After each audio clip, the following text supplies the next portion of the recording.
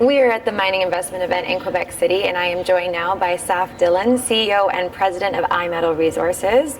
Your company is advancing the Gowganda West Gold Project in Ontario, correct? That's correct. Amazing. So why don't you just start off by telling me about the company, iMetal Resources, and your project portfolio? Sure. Okay. Yeah, iMetal, I think, is a very unique junior mining company. There's thousands of companies out there. Like our mission statement states, we truly are on a mission of discovery. And I'll tell you, there's a couple of reasons for that.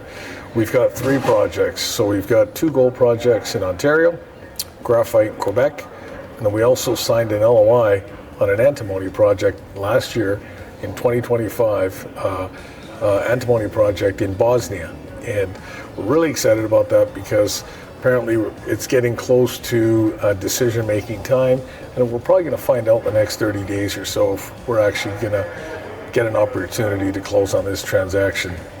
Having said that, our existing flagship property is Gowganda West. And of course, this is in Ontario, but 7 hours drive north from Toronto, close to Timmins, Kirkland Lake, and just a hotbed of activity. Tremendous gold production in this region since the early 1900s.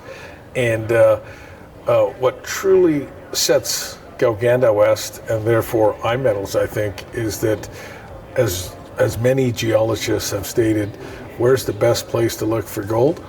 That probably in the shadow of a head frame. And we've got plenty of existing mines and productions, but I think one of the key things is that we share a border with a company called McFarlane Lake Mining. And if anybody's been following them, they've been having some tremendous success. I think since they acquired the Juby deposit, they've doubled their mineral resource estimate within the last 12 months.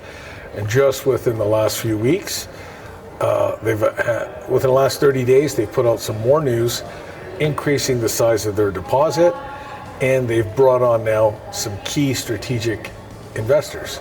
I think Michael Gentili and was part of a group that just came in. I think it was just under $7 million financing, double the market cap of McFarlane Lake Mining. And the key thing that investors need to know is that our discovery hole that we hit in 2023 is literally a 15-minute walk from where the Juby deposit, where they're drilling, has been extending their deposit. Basically, it looks like it's part of a system that enters onto our property.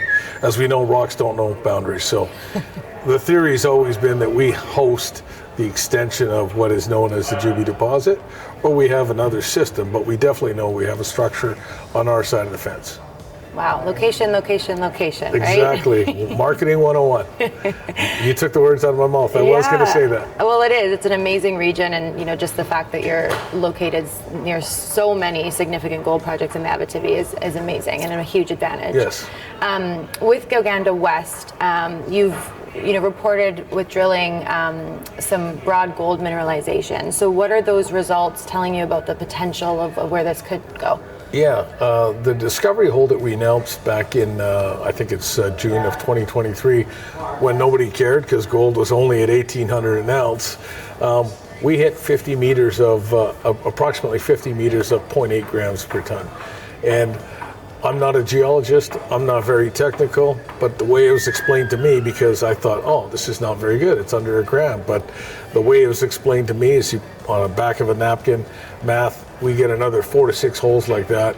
Pretty quickly, we could be sitting on 300,000-400,000 ounces, which again, by itself is not huge company making news, but when you look at it in relation to where it sits in conjunction with the Juby deposit, and then you can see this is part of something much, much bigger.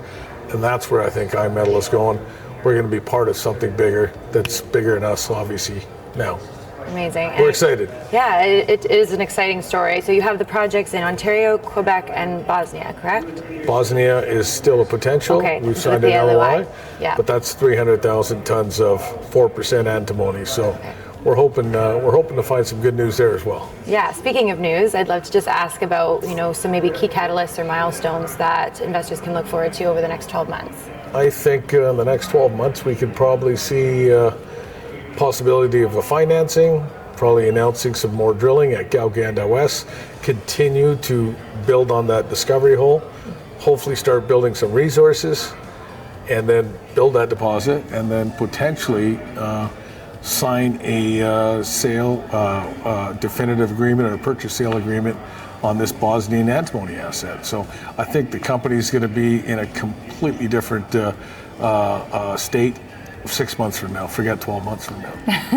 Like it, let's shorten the timeline. We have a $4 million market cap, and we've got nothing but upside. Yeah, well, it's an exciting time for iMetal Resources. Thank you so much for sharing all of that with us. Can you tell us where you're trading and your ticker? iMetal Resources, TSX Venture, IMR, in the US on the OTC, IMRFF.